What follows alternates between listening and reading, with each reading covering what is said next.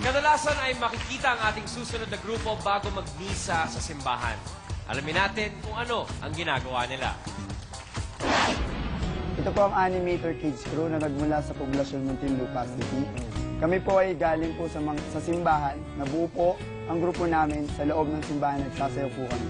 Before ang Mass, nag-start po kami magsayaw para may pahayag ang salita ng Diyos.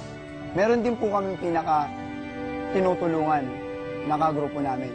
Tulad na lang po ni Joshua, siya po yung binibigyan po namin ng priority, lalo na po nung time na pinatigil po siya ng kanyang ama sa pagtasayaw. Pinusigi ko lang po na ipagpatuloy niya po dahil isa po siyang laking kawalan sa aming grupo. Setting their feet to a rhapsody of moves, get ready for the Animator Kids Crew!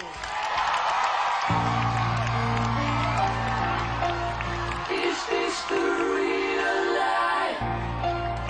Is this just fantasy? Caught in a landslide, no escape from reality.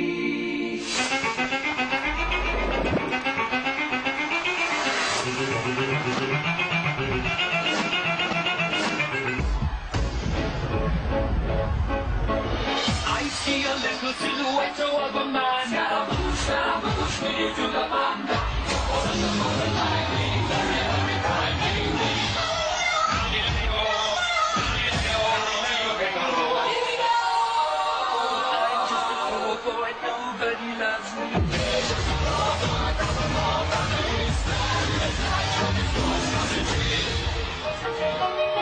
Oh, mamma mia, mamma mia. Mamma mia, let me go.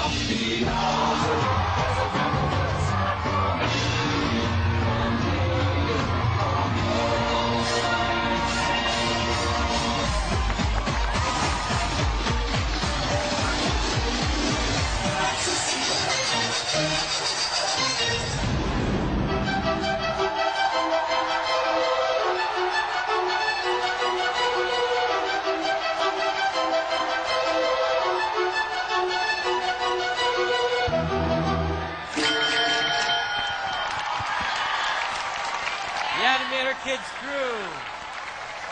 Okay guys, dito tayo. Sino maghahawak ng mic sa inyo? Okay, here you go. Scouts, what do you say? Ay, mga bata, ang cute nyo. Parang ang cute nyo. Tsaka parang magkakamukha kayo. Parang isa lang kayo ng hulmahan. Magkakaano ba? Lahat na lang? Nakakaloka. Hindi, ang cute nyo sa konsepto nyo na yung outfit, ano? Para lahat kayo naka-neck and tie. Yung tawag nyo, di ba, neck and tie? Hindi, okay, cute. Pero amin natin, di ba? Napaka-simple ng moves nyo. Gawin lang, ganyan-ganyan, keme-keme. Although sabay-sabay naman. At gusto ko yung effort nyo sa outfit, yung look. At syempre, yung ito lang sa gitna, yung batang maliit. Talagang super cute. Parang enjoy na enjoy ko talaga sa ginagawa mo. Gusto ko yan. Gusto ko yung mga ganyan. Kaya nakakahawa yung energy nyo. Kaya kahit di masyado on palumpula sa akin ng choreo, wapak pa rin kayo sa akin. Pasok, wapak! Thank you po.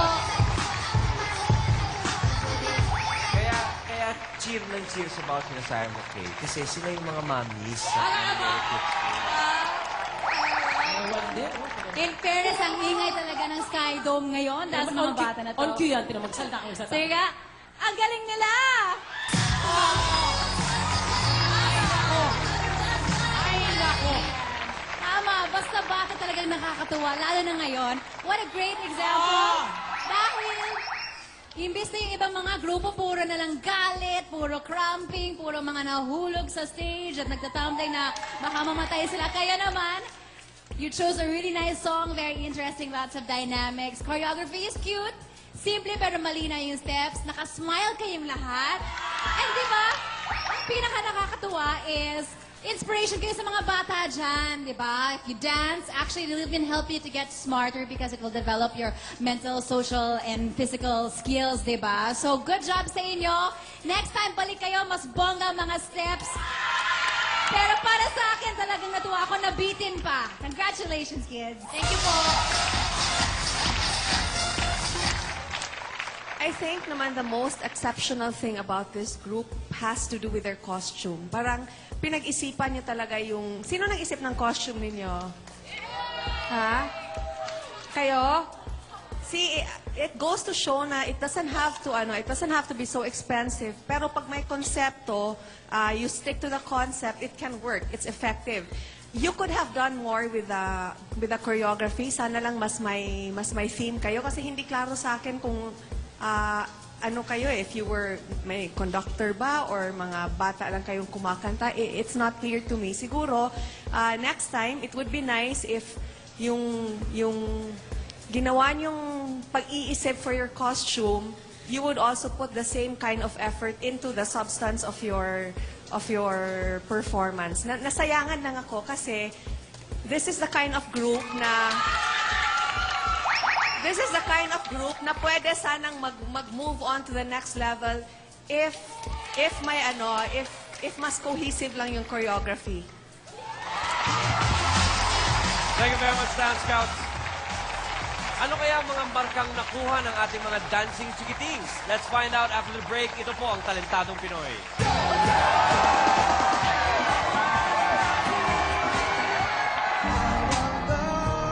Susunod! Sa awit ni Marco, Talent Scouts, napaamo! Yung nangyari sa buhay mo ay parte na ngayon ng istorya yon. Kaya ba niyang patalsikin? Kinig ni Melvin! Channel 'wag gagalawin, kami babalik din!